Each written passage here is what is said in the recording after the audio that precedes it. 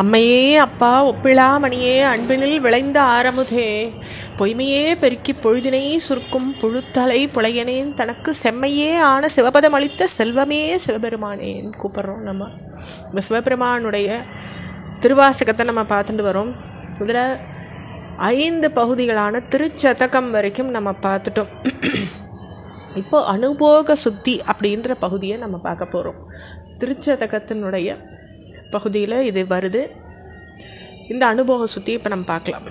ஈசனே என் எம்மானே எந்தை பெருமான் என் பிறவி நாசனே நான் யாதும் ஒன்று அல்லா பொல்லா நாயான நீசனேனை ஆண்டாய்க்கு நினைக்க மாட்டேன் கண்டாயே தேசனே அம்பலவனே செய்வது ஒன்றும் அறியேனே. அப்போ ஈசனே என் தலைவான்னு அழைக்கிறார்.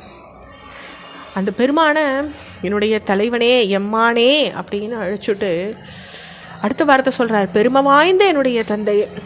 ஏன்னா எந்தையே பெருமான் என் பிறவி. அப்படி என்னுடைய தந்தையே, நீ என் பிறவி பிணிய நோயை போக்கி அருளிருக்க. சிற்றம்பல செழுஞ்சுடர் நீதான். உடல் உணர்ச்சியில் உழன்று கிடந்த என்ன பரபோதம் அடைய பெற்றவனாக ஆக்கியிருக்க. உன்னை விட்டு பெசகிற மனசை உடைய எனக்கு இனி என்ன செய்யறதுன்னே விளங்கலை. ஒன்றும் என்ன பண்ணுறதுன்னு தெரியல. அப்போ சிவபோதம் எப்போதாவது கீழே போய் ஜீவபோதம் தலையெடுக்குமானா அப்போ ஒரு பெரு வேதனையாக இருக்கும். ஏன்னா நம்ம எப்பேற்பட்ட பொருளில் ஆழ்ந்திருந்தோம், இப்போ இந்த பொருளுக்கு வந்துட்டோமேன்னு அந்த மனசுக்கே தெரியும். அந்த செயலை தான் இப்போ இந்த பாடல் மூலமாக சொல்கிறார் திருச்சதகத்தில், இந்த அனுபவ சுத்தியில்.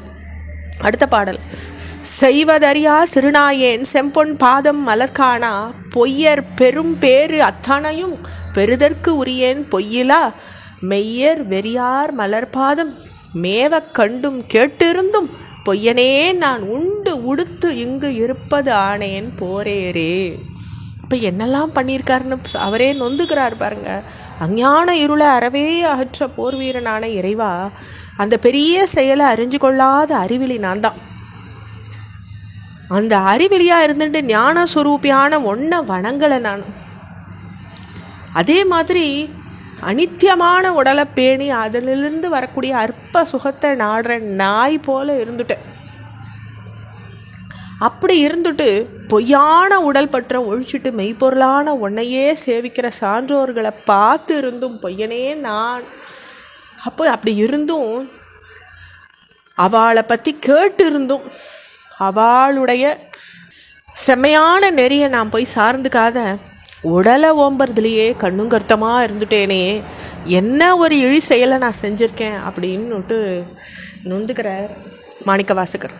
அடுத்த பாடல், போரேரே நின் பொன் நகர்வாய் நீ போந்தருளி இருள் நீக்கி வாரேறு இளம் மென் முளையாளோடு உடன் வந்தருள அருள் பெற்று சீரேறு அடியார் நின் பாதம் சேர கண்டும் கண்கெட்ட ஊரேறு ஆயங்கு உடல் வேணோ கொடியேன் உயிர்தான் உளவாதே. அப்போ அஞ்ஞான இருளை நீக்கிறதுன்ற போர் புரிதலில் நீதான் ஆண் சிங்கமாக இருக்க. அருள் புரியறது பொருட்டு பரமார்த்திக பெருநிலை இருந்து பிரபஞ்ச சிறுநிலைக்கு இறங்கி வர. அப்போ அந்த திசையில் இருக்கிற உன்னுடைய அருள் சக்தியோடு நீ எழுந்து அருளுற. தவத்தால் பரிபக்குவம் அடைஞ்சுள்ள உன் அன்பர்கள் உன் அருளால் உன்னை அடைய பெறதை நான் பார்க்குறேன். ஆனால் கூட கண்ணில்லாத ஊர் பன்றி போல் நான் இங்கே கீழ் மேலே உழண்டுக்கிறேன். அதெல்லாம் பார்த்தும் எனக்கு கண்ணில்லாதவனாக இருக்கேன். இப்படி இருக்கிறத விட நான் உயிர் விட்டுடுறதே நல்லது இல்லையா? கொடியேன் உயிர் தான் உளவாதே. அப்போ அப்படி நான் இருக்கிறதுக்கு இந்த உயிரை விட்டுடலாம் போல் இருக்கேன்னு சொல்லி நொந்துக்கிறார் இந்த பாடலில். உலவா காலம் தவம் எய்தி உறுப்பும் வெறுத்து இங்கு உனை காண்பான் பலமர முனிவர் நனிவாட பாவி ஏனை பணி கொண்டாய் மலமா குரம்பை இது மாய்க்க மாட்டேன் மணியே உனை காண்பான் அளவா நிற்கும் அன்பிலேன் என் கொண்டு அழுகேன் எம்மானே. அப்போ பெரிய முனிவர்கள் இருக்காளே, அவள்லாம் உடல் உணர்வை கடர்ந்து உன் தரிசனத்தை பெரும் பொருட்டு பெருசாக வாடி இருக்கிறது கடுந்தவம் நெடுநாள் பண்ணுறாங்க. உலவா காலம் தவம் எய்தி அப்படி அவள் தவம் பண்ணுறா. நீயும் அது ஒன்றுமே செய்யாத என்ன ஆட்கொண்டிருக்க. நானும் அழுக்கில் அமைஞ்சுள்ள உடல் ஞாபகத்தை ஒழிச்சவனா இல்லை, அதை ஒழிக்க முடியல என்னால்.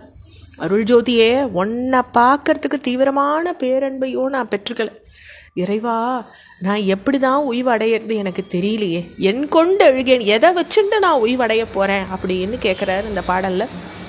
இதோட நம்ம 4 பாடல்கள் அனுபவ சுத்தியில் பூர்த்தி பண்ணிக்கிறோம். தொடர்ச்சியை நம்ம அடுத்த பகுதியில் பார்க்கலாம். ஓம் நம சிவாய்.